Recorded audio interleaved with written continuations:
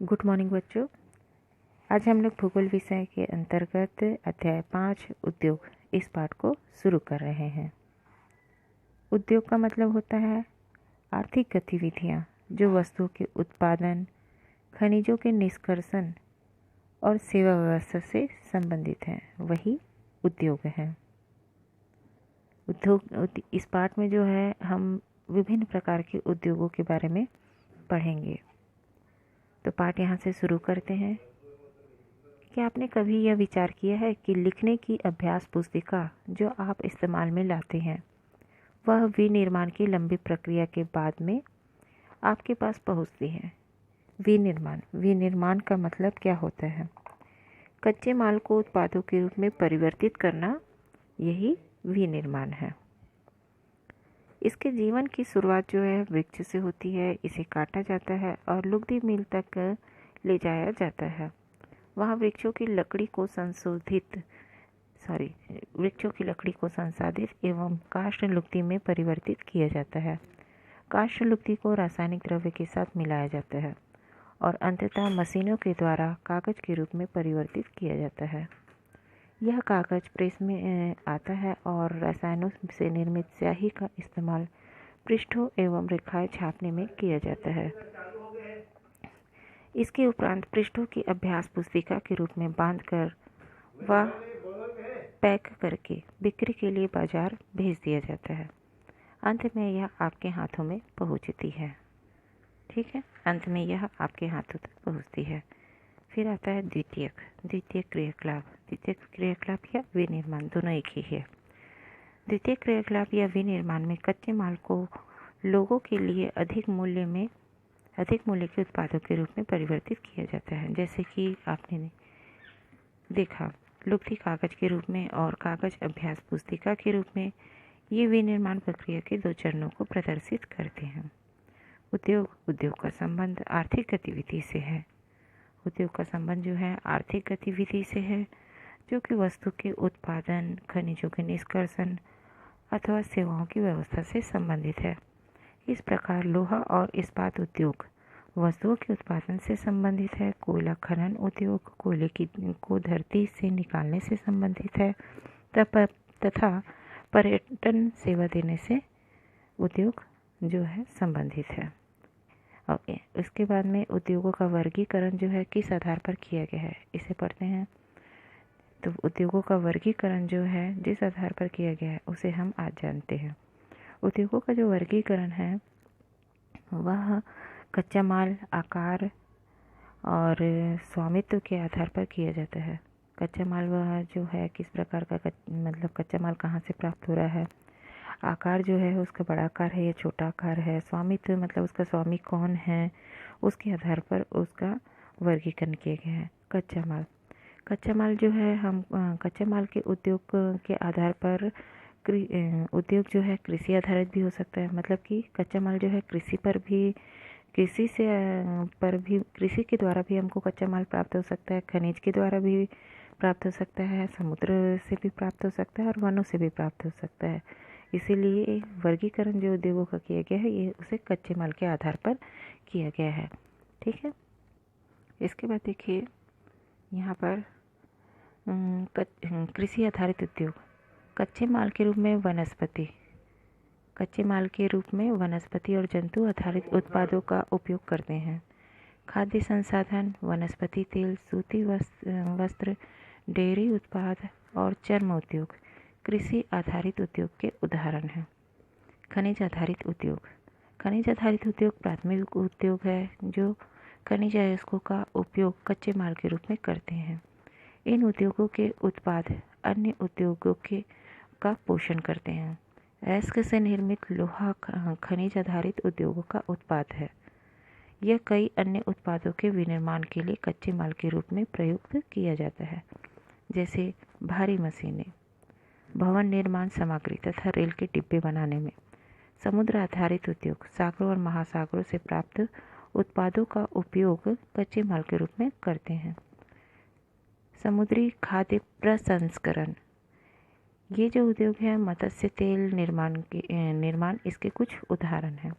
One आधारित उद्योग, वनों से प्राप्त उत्पाद का उपयोग कच्चे माल के रूप में करते हैं। लुगदी एवं कागज, औषध, रसायन, फर्नीचर और भवन निर्माण वनों से संबंधित उद्योग हैं। इसके बाद देखिए वनों का आकार। वनों का आकार कैसा है? ठीक है, वनों का आकार में देखिए उद्योगों के आकार का तात्पर्य निवेश की गई पूंजी की राशि, नियोजित लोगों की संख्या और उत्पादन की मात्रा से है। आकार के आधार पर उद्योगों को दो भागों में बांटा जा सकता है। जो उद्योगों का जो आकार होता है ना, उद्योगों का वर्गीकरण इसी आधार पर तो किया गया है, कच्चे माल के आधार पर। तो कच्चे माल के बारे में भी पढ़े। आकार, तो आकार कैसा होना चाहिए? उद्योगों के आकार का तात्पर्य निवेश की गई पूंजी की राशि, नियोजित लोगों की संख्या और उत्पादन की मात्रा से है। आकार के आधार पर उद्योगों को दो भागों में बांटा जा सकता है। दो भागों में बांटा जा सकता है, एक है लघु आकार का उद्योग और दूसरा बृहत आकार के उद्योग। कुटीर या घरेलू उद्योग छोटे पैमाने के उद्योग हैं जिसमें दस्तकारों के द्वारा उत्पादों का निर्माण हाथ से होता है। टोकरी बुनाई, मिट्टी के बर्तन और अन्य हस्तनिर्मित वस्तुएं कुटीर उद्योग के उदाहरण हैं। बड़े पैमाने के उद्योगों को बड़ी मात्रा में वस्तु का उत्पादन करते हैं जिसकी तुलना में छोटे पैमाने के उद्योग कम पूंजी व प्रौद्योगिकी का उपयोग करते हैं। बड़े पैमाने के उद्योगों में पूंजी का निवेश अधिक और प्रयुक्त प्रौद्योगिकी उच्च स्तरीय होती है। रेशम बुनाई और खाद्य प्रक्रमण उद्योग जो है लघु पैमाने के उद्योग हैं। ऑटोमोबाइल और भारी मशीनों का उत्पादन बड़े पैमाने के उद्योग है। इसके बाद देखिए स्वामित्व जो है ये भी, इसको भी वर्गीकृत किया गया है। स्वामित्व जो होता है, स्वामित्व के आधार पर उद्योगों की निजी क्षेत्र, राज्य स्वामित्व अथवा सार्वजनिक क्षेत्र, संयुक्त क्षेत्र और सहकारी क्षेत्र में वर्गीकृत किया जा सकता है। निजी क्षेत्र के उद्योगों का स्वामित्व और संचालन या तो एक व्यक्ति द्वारा या वस्तुओं के समूह के द्वारा किया जाता है। सार्वजनिक क्षेत्र के उद्योगों का स्वामित्व और संचालन सरकार द्वारा होता है, जैसे हिंदुस्तान एरोनॉटिक्स लिमिटेड और steel authority of India limited.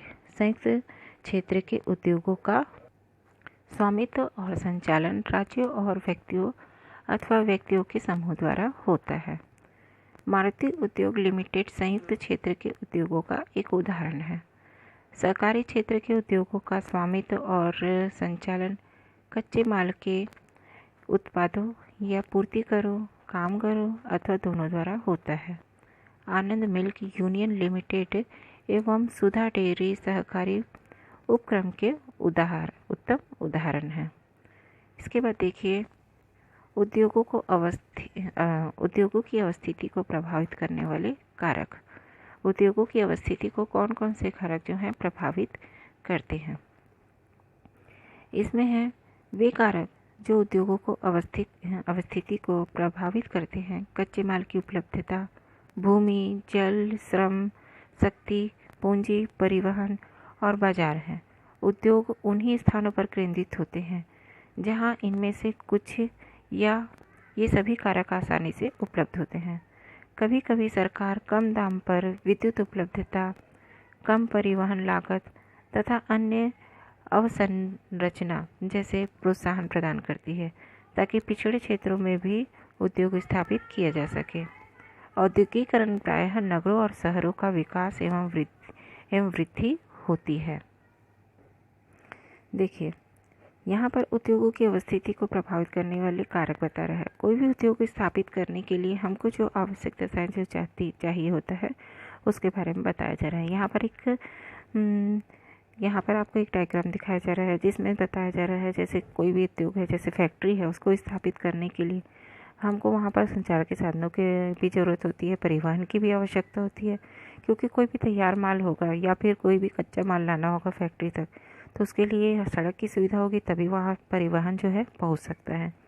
भूमि, भूमि हमें बहुत बड़ी सी चाहिए, विद्युत की आवश्यकता होती है, कच्चे माल की आवश्यकता होती है, श्रम कहने का मतलब वहाँ पर उचित मजदूर मिले, तभी हम कोई भी उद्योग जो है स्थापित कर सकते हैं। जब तक कोई काम करने वाला ही नहीं रहेगा तो फिर उद्योग स्थापित नहीं किया जा सकता है। फिर उसके बाद में पूंजी उपलब्ध कराने के लिए या फिर हमारे पास पर्याप्त पूंजी होनी चाहिए, तभी हम किसी उद्योग को मतलब किसी फैक्ट्री की स्थापना कर सकते हैं। उसके बाद में तैयार माल को जो है उसको मार्केट तक बेचने के लिए भी हमें बाज़ार की आवश्यकता होती है, यानी कि आसपास के क्षेत्र में बाज़ार भी होना आवश्यक है। साथ में फैक्ट्री में जल की भी बहुत ज़्यादा आवश्यकता होती है। तो ये सारी चीज़ें होने पर ही हम जो है कोई भी उद्योग में मतलब कि आसानी से स्थापित कर सकते हैं। तो ये सारी चीज़ें जो हैं उद्योग को प्रभावित करने वाले कारक है। तो इसके आगे का हम आगे के क्लास में पढ़ेंगे।